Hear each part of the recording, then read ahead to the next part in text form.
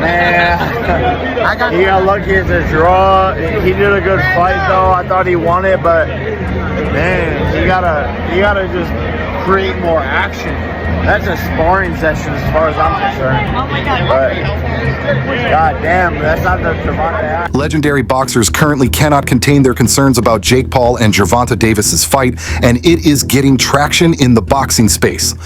Legends like Carl Froch, a former world champion and one of the most outspoken voices in British boxing, could hardly contain his disdain when the prospect of Jake Paul facing Gervonta Davis was announced. He described it as an absolute joke, words that carried the weight of someone who fought at the highest level and knows the difference between a prize fight and a sideshow. Hearn, one of boxing's most powerful promoters, joined in by questioning Davis's motivation, suggesting that he may be more focused on securing an easy payday than defending his reputation as an elite fighter. But remember, Jake Paul was talking about fighting Canelo last month.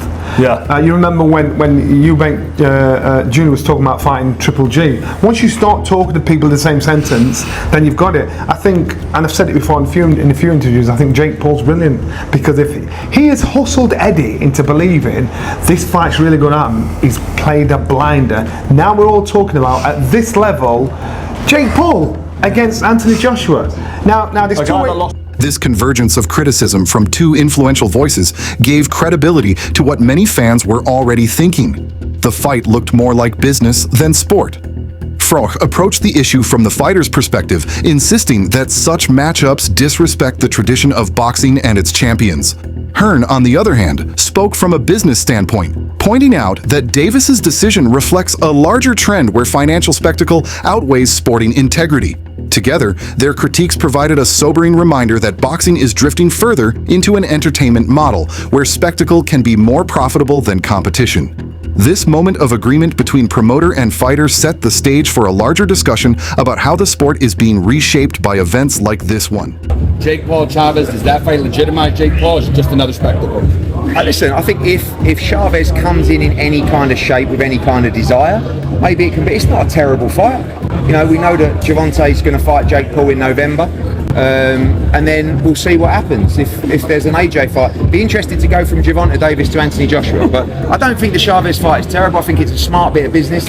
Hopefully Chavez can get himself up for it. He don't have too long. He's been through a lot, but he was once a decent fighter. It was a long time ago. In another corner of the boxing world, Lamont Roach Jr. added his voice to the chorus of disapproval, making the criticism even more personal. Roach accused Davis of ducking him in order to chase a payday with Jake Paul, calling the decision cowardly and a betrayal of competition. His words were raw and emotional, not only because he wanted a rematch, but also because he felt cheated by the system that allowed such mismatches to dominate headlines. You felt like you won the fight, but when the fight was over, before the judges, before the scorecards came up in the ring, were you worried at all that... When a reigning champion chooses spectacle over a worthy challenger, it damages the credibility of the belts that fighters sacrifice their lives to win. Roach's anger highlighted the frustration of many active boxers who work tirelessly for opportunities, only to watch social media stars and cash grab bouts leapfrog the line. His comments also raised an important question. How can boxing expect to retain its loyal fan base if it fails to honor meritocracy? For fans who follow the rankings and respect the grind, Roach's frustration was relatable. His remarks painted the fight as not only a disappointment for him, but a loss for the sport itself. By voicing these concerns, Roach brought the debate closer to the heart of competition and legacy. Totally upset. I figured with a superstar, you won't get too much on paper. But shit, I damn sure thought I had it. Especially when they announced the score for him. I was like, oh, they gonna give me a split decision win. I was like, oh yeah. I was like, oh shit, here it goes. But as soon as I heard that 114, I was just like, damn, alright, it's over. So yeah, man, it's... Shakur Stevenson, another star of the new generation, echoed similar doubts while taking a more measured approach. Obviously, you are a student of boxing. You love this sport. I mean, when you hear this today on social media, wherever you happen to get the news, were you like, what? Like, can that actually be, man? Nah, I'm not shocked. I mean, his last fight when he fought Lamont, Jake Paul was at the fight. He told y'all he was going to fight somebody like Jake Paul. So I'm not shocked. It don't surprise me. So, nah. You know, Shakur, Jake, when he fought Mike Tyson, he was. Although he did not lash out as aggressively as Roach, Stevenson made it clear that Davis's decision left a sour taste in the mouths of serious fighters. Stevenson had once been in line to face Davis, and he openly admitted that those chances now looked dim, with Davis chasing crossover spectacles. Instead of anger, his tone carried disappointment, as though a door to greatness had been closed. He also suggested that if the Davis fight was no longer realistic, then he would focus on other elite opponents, such as Teofimo Lopez, to keep his career meaningful. When he fought Mike Tyson, he was 227 pounds. He was 199 and like 199 point something his last fight against Julio Cesar Chavez Jr. He hasn't been only boxing for a couple of years. He's 12-1. Tank Davis obviously been boxing his whole life. He's 30-0-1. He's knocked everybody out except for 3 opponents in his life. But at what point does size matter so much, though, where it can't be overcome, Shakur? And is it in this case here, when you've got what is like a 70-pound difference between these two guys? I mean, size will play some part of the fight, but if I'm thinking like I'm Tank, I'm probably just gonna go out there and try to outbox him and use my knowledge and IQ against him. So I can see Tank just outboxing him and making it real easy. Is there any way you could, any realistic or legitimate way? This response highlighted a crucial point. While some boxers vent their frustrations publicly, others quietly adjust their goals. Stevenson's reaction showed how ripple effects from one commercial fight can alter the paths of multiple careers. His calm, reflective voice provided balance to the more heated responses from others, proving that the criticism was not limited to bitterness, but grounded in a desire for legacy. This blend of anger from Roach and disappointment from Stevenson captured the range of emotions among fighters left in the wake of the announcement. As it is, I think if we're doing exhibitions, if there have to be a thing, let it be a thing for retired fighters. You know, let them move around. Fair enough. We want to see. British heavyweight Dave Allen was blunt when describing the announcement of a Jake Paul versus Gervonta Davis exhibition fight. Allen argued that exhibition bouts should be reserved for retired fighters, and he saw Davis, a top 10 pound-for-pound lightweight, taking on Paul as a waste of real talent. Let's just go at it one more time. When you have a lightweight, possibly the best lightweight in the world, possibly a pound-for-pound top 10, why is he wasting his time doing it? He expressed confidence that were the fight conducted under proper pro rules, Davis would easily flatten Paul, yet he remains troubled by the spectacle this matchup represents. Fighting fans, I mean, I heard Adam Cattrall talking about it, and he was so frustrated that Gervonta Davis should be in a proper fight, but because he's going to get paid more for a fight against Jake Paul. Simon Jordan, a TalkSport pundit, offered his own scathing verdict, dismissing the match as a load of old fanny and a transparent attempt to lure attention rather than deliver genuine sport. Together, their criticism underscores a broader cultural cringe within boxing, one where public figures increasingly lament the sport being overshadowed by theatrics. Their voices act as a bridge between traditional commentators and active fighters, raising alarm not only for what's happening now, but what this direction could mean for the future of competition. It marks a bitter irony that two seasoned insiders would see such a mismatch, not as an intriguing experiment, but as a defeat of boxing's principles. As these criticisms accumulate, it becomes less a question of whether this fight deserves scrutiny and more an examination of why it was ever considered in the first place. Is running back the Tank fight without a rehydration clause something you want to do? Oh, I would love to. When I see the footage back, I can't believe it. You look fucking anorexic. Thank you. Why did you agree to those? I know. I honestly was very depressed during that. What about after the fact? How was your I was actually happy that it was over. All I thought about every day was like... Ryan Garcia didn't mince words when Cher published the news of Davis facing Paul. He condemned it as a disgrace, pointing directly to the extreme weight difference between two fighters of vastly different pedigrees.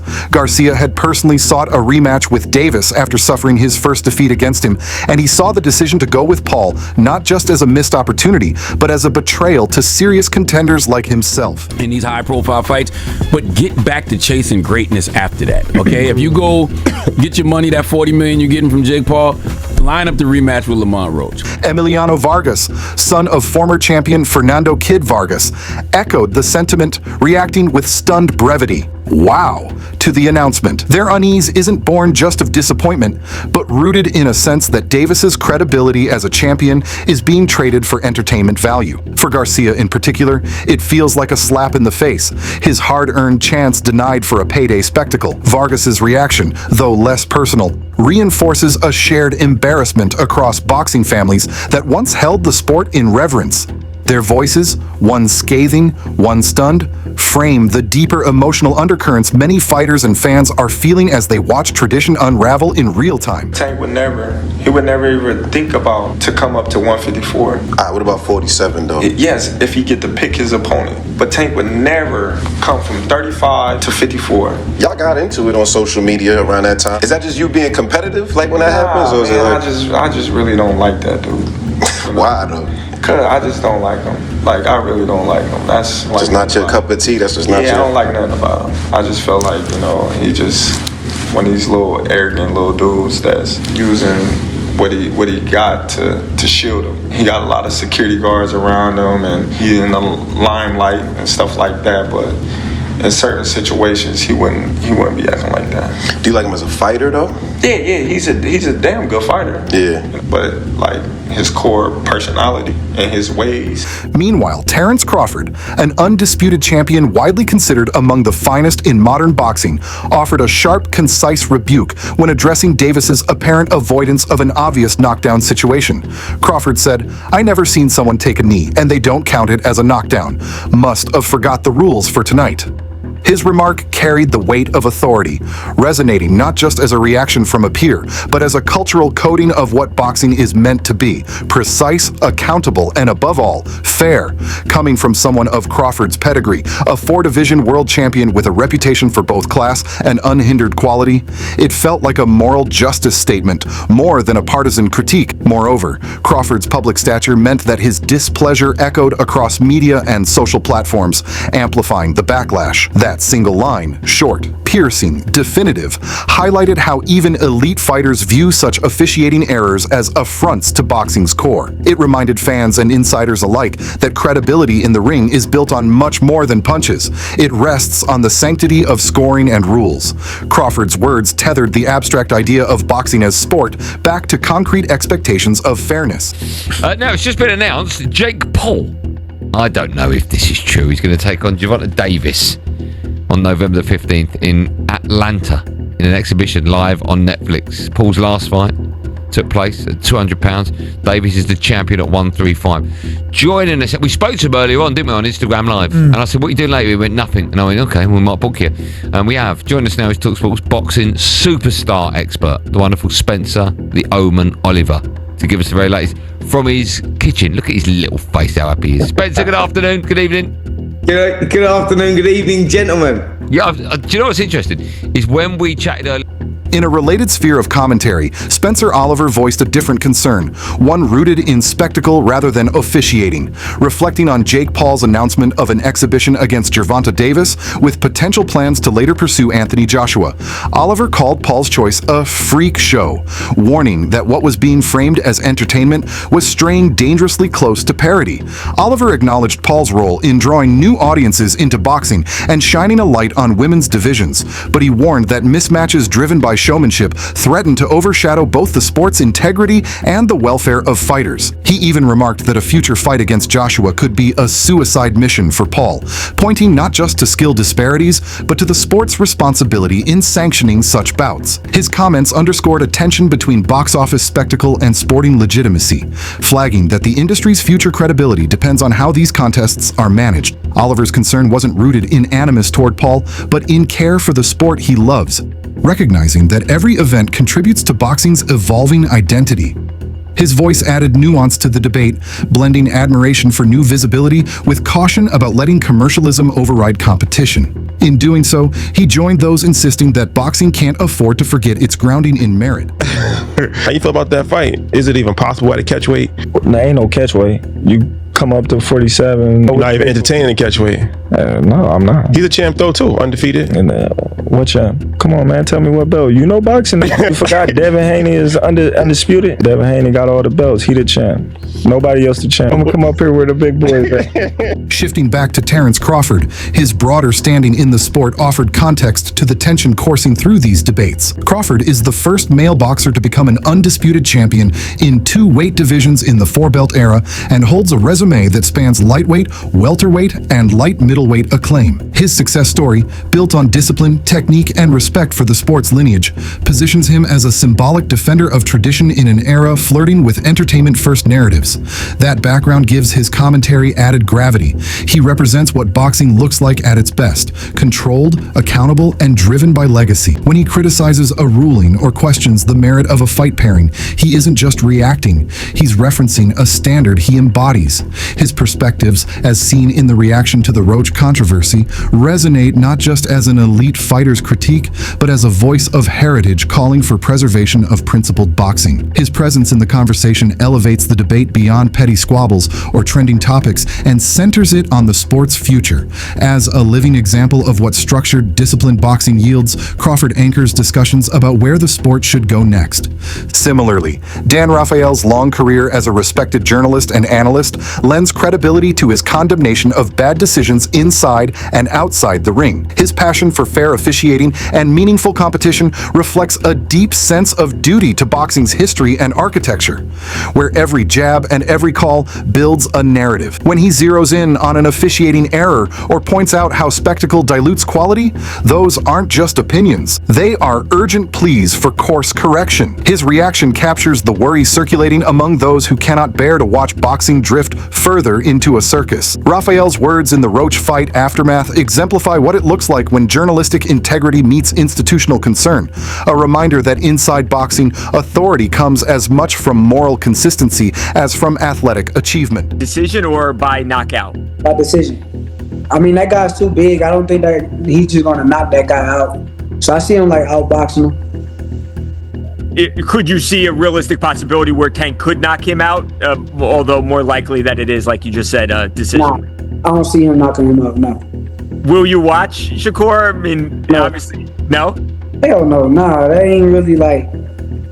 I mean, like I said, here's the thing, like I got 2 sides of me when it comes... In a broader echo of concern, boxing analyst David Adelaide voiced his disbelief in blunt terms. As a rising heavyweight, Adelaide was astonished that this fight was even being made, pointing to the absurdity of someone who is 6'6" going up against a much smaller opponent.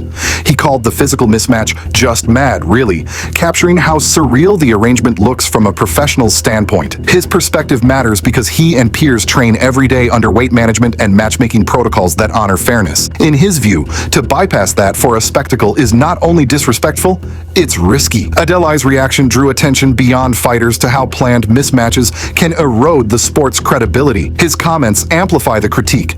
This is not an experimental novelty. It's a potential disservice to how boxing should function. The tone he struck was not sarcastic but stunned, grounded in disbelief rather than flourish. That kind of plain-spoken reaction carries weight when coming from someone embedded in the sports ecosystem. Because, you know, if he gets beat up by Gervonta or, I don't know, like, I just don't know what's going to happen, but that's the freakiness of it. So I can't really knock it, but it's just not really for me. You know, a fight's a fight. It's Queensberry rules. It's 10-ounce gloves, you know, if you're the big boys, and if not, it's 8-ounce gloves, and it's 3-minute rounds, and that's the rules. So this is a kind of manipulation of the rules to make it allowable in certain commissions. But at the same time, I understand the business. Meanwhile, Eddie Hearn, already part of this debate, offered additional clarity on the implications for Lamont Roach, whose rematch with Davis had gone sideways. Hearn lamented that Davis's decision to pursue Paul, rather than a clean rematch for legitimacy, signals a shift away from legacy toward easy money. He suggested that Davis might now be half checked out of the sport, focused more on payday than glory or mastery in the ring. Hearn pointed out that such moves don't just disrespect contenders like Roach, but potentially stunt career development development for serious fighters. In his role as promoter, Hearn's commentary carries nuance. He neither dismisses entertainment nor ignores tradition, but he sees this match as tipping that balance too far. His concern is professional, not nostalgic. If young fighters lose pathways to recognition because social media stars snatch the spotlight, the sport becomes unsustainable. That warning travels beyond headlines. It's about the future pipeline of boxing. Hearn's voice, pragmatic and measured, reminds boxing stakeholders that decisions today shape the sport's tomorrow.